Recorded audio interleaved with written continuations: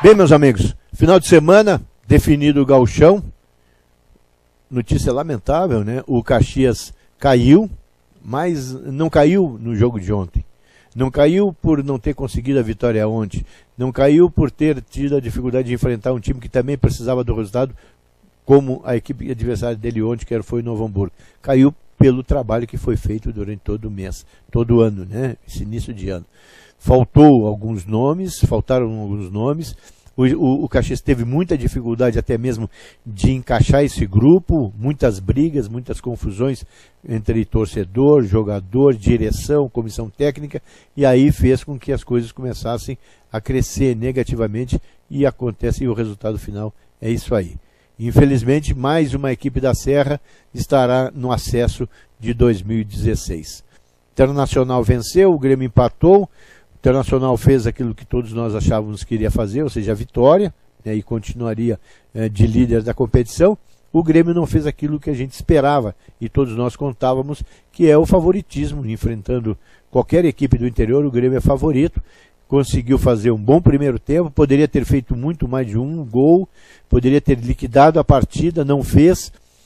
Sofreu o empate, aí no final até mesmo sofreu a pressão, e o seu treinador Luiz Felipe Scolari saiu muito irritado pela situação do final de jogo. Quer dizer, sofreu pressão, teve muita dificuldade e daqui a pouco, né, por pouco, a equipe não perdeu um jogo que estava praticamente definido.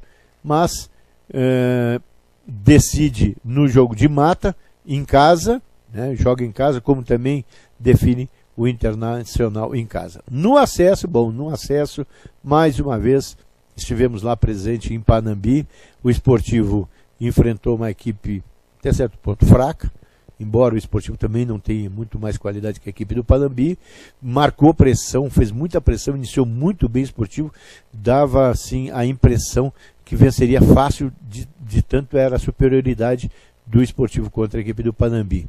Mas começou a ter dificuldade em cada lance, perdia gols, as oportunidades começaram a não serem bem concluídas, e depois, já quase no final do primeiro tempo, claro que caiu um pouquinho de produção devido à pressão total durante os 20, 30 primeiros minutos desse primeiro tempo, e aí no gol, um erro lamentável do setor defensivo e meio de campo, o jogador, o Esquilo totalmente desmarcado, entrou no meio da área, na saída do goleiro Caio, ele tocou de biquinho fazendo 1-0, e aí no segundo tempo a gente esperava um Esportivo bom, vai voltar, marcando pressão, tentando tirar, pressionando como fez no primeiro tempo, mas teve do outro lado um Panambi muito melhor organizado, fechando os espaços, individualizando alguns jogadores da marcação. Por exemplo, ele colocou o lateral Eric em cima do Luiz Paulo, que teve uma certa liberdade no primeiro tempo.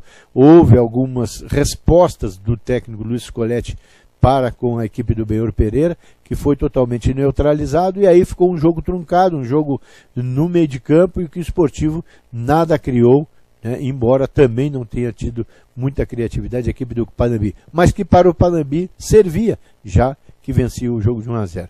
Os 2-0 foi num pênalti, num erro de saída, num apressar do Caio, né, do goleiro Caio. Além de ter apressado errado a saída de bola, ele também bateu roupa no lance, um chute de muito longe, e aí a penalidade aconteceu. A penalidade foi cobrada, ele pegou a penalidade. Muita gente depois dizendo, não, mas a gente olhou na TV, mexeu. Tá, mas então vamos repetir todas as cobranças de penalidade, porque todos se mexem. Então, mas acertou a arbitragem? Acertou, mas só que tem que acertar sempre, então, né?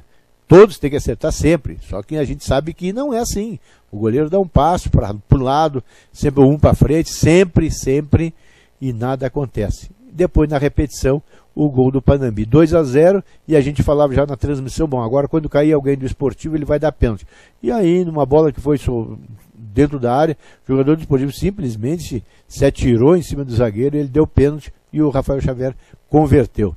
Nos últimos minutinhos o Esportivo esboçou uma reação, mas não teve efetividade, não tinha o jogador de área, que é aí que a gente fala quando a gente conversa sobre futebol, conversamos inclusive com o Benhor Pereira, que não tem o hábito de jogar com um 9, mas tem momentos do jogo, tem situações que você precisa do 9, aquele jogador de referência alto, bom cabeceador, e foi o que a gente É essa a resposta àquilo que a gente faz muita pergunta.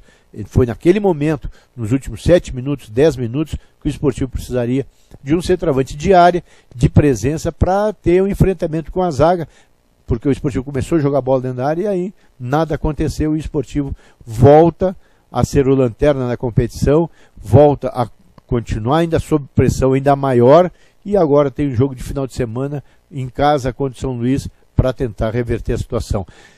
Já vinha falando, não dá para ir protelando, porque as dificuldades podem acontecer, a pressão aumenta, o nervosismo, a ansiedade, enfim, o Esportivo tem que trazer jogadores de fora. E a gente sabe que a dificuldade é grande, existem essas equipes que caíram, todos praticamente estão tentando uma contratação, mas o Esportivo tem que se apressar de uma maneira ou de outra, senão pode ter sérios problemas nessa competição. Tá certo, meus amigos?